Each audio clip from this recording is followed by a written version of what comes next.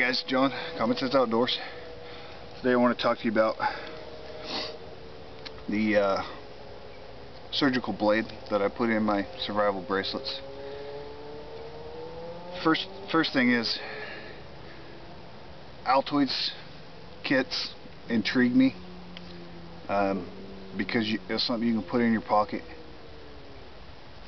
The bigger your kit, the more chance you're going to leave it in a truck or something.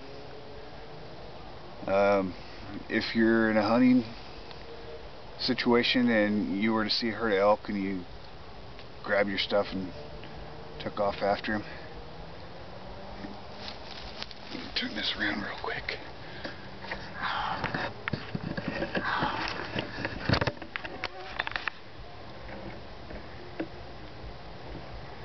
See that fox?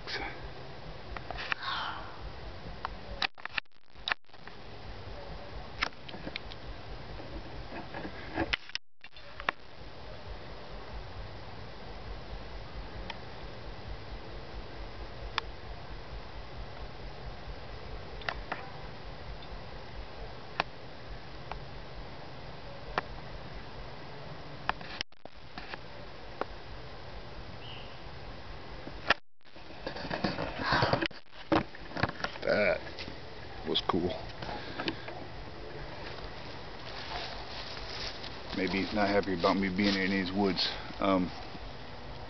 So anyway, what I was saying is, an Altoids survival kit, if you put one together, would fit in your pocket. Whereas if you're in a hunting situation, you're driving up the road to go somewhere or whatever, and a herd of elk runs across the road in front of you, and you bail, park the truck as fast as you can and go after them. Well, if you're like me, that could end up being 5 or 6 hours of a hunt, of chasing after those elk, trying to catch up with a big bull or something. And chances are, if the bigger your kit sitting in the truck, the chances are more likely that you left it when you left your truck. That's one of the things I like about my knife kit, is if I jump out of the truck and take off on an adventure on a spur of the moment, it's going with me. It's already on my belt. But you could do the same with an Altoids kit if it's already in your pocket, your jacket pocket or whatever. Boy, the mosquitoes are terrible out here. So along with having one of these surgical blades in my bracelet, it would be a good thing to throw me in an Altoids type kit, a small fishing kit, whatever the case may be. The other thing is my knife kit. If I'm going off pavement, I'll have that. If I'm running to the post office, I won't have that on my belt, but I will have this on my wrist. So what if something happens to me in that time when I'm not wearing my knife kit? Then I would be strictly limited to what's on my wrist or in my pockets, my everyday carry. So let's pretend for a second that all I have is this bracelet. I do have a small blade in it. The other thing I have in is the scraper plate with the teeth. So what I want to show you today is how to use these two things, also some of the tape that would be inside, to turn this into a usable blade. So I'm gonna, the fox is coming around behind me. I'm going to show you on this branch right here, so let me move the camera where you can see what I'm doing.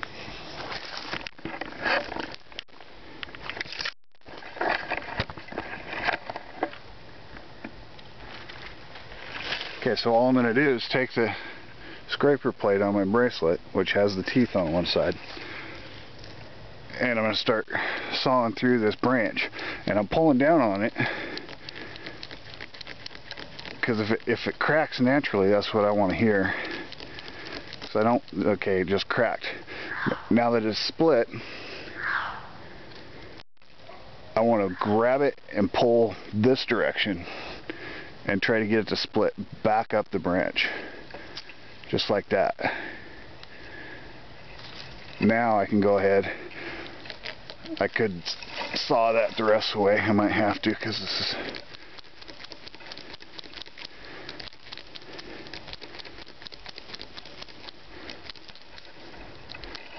okay. You can see how well those teeth actually work. So now that I got the branch off, I'll go ahead and take you back out here where I have a little more room. Sorry for the shakiness and the wobbling. Let's see if I can break off the rest of this branch that I don't need.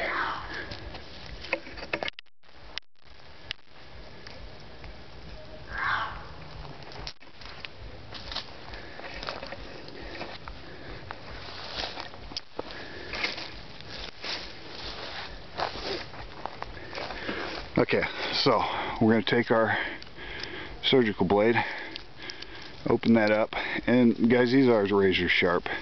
I use these all the time in taxidermy.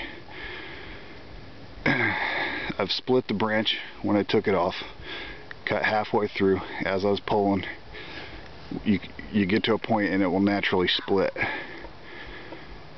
The reason that you want to do that is this isn't a sturdy blade. You're not going to be splitting or whittling. This is a blade that you will be able to clean a fish, clean a bird, clean whatever animal you're going to come up with for dinner. So now I have somewhere around 3 feet of tape inside my bracelet.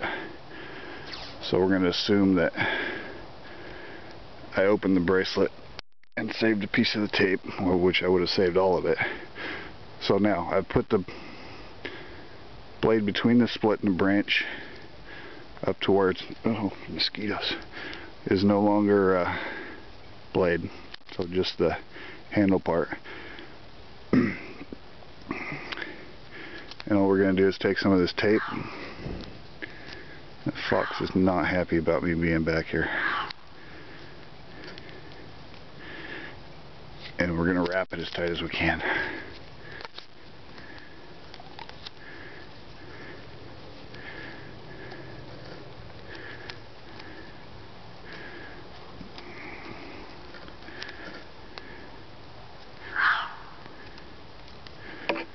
Okay, now I could have broke this off shorter.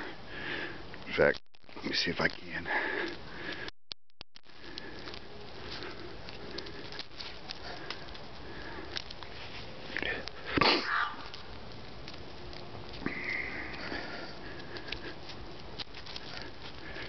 Alright, well, we'll get our scraper plate with our saw teeth back out here real quick.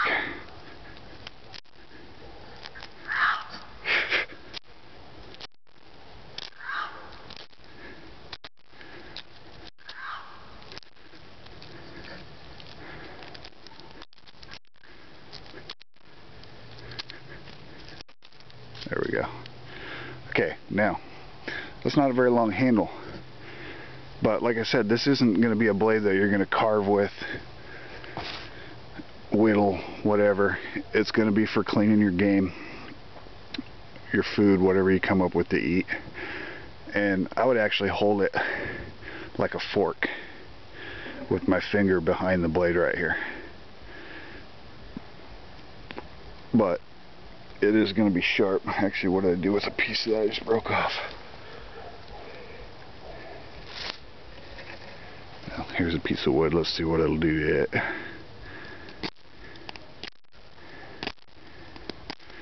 And that's a dead, dry piece of wood. Something green would carve a lot easier. But like I say, I wouldn't be carving with this. These will break if you put pressure and too much pressure on them. But extremely sharp. I skin ducks with it all the time. Animals of any kind, basically.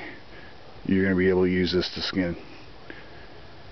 So, now, and you know, I did that only using the stuff that would be in my bracelet. So, it's on my wrist. It was that easy to turn into a usable blade. That's all I got for you today. Hope you liked it. Like, comment, subscribe. More videos coming to you soon. Thanks for watching.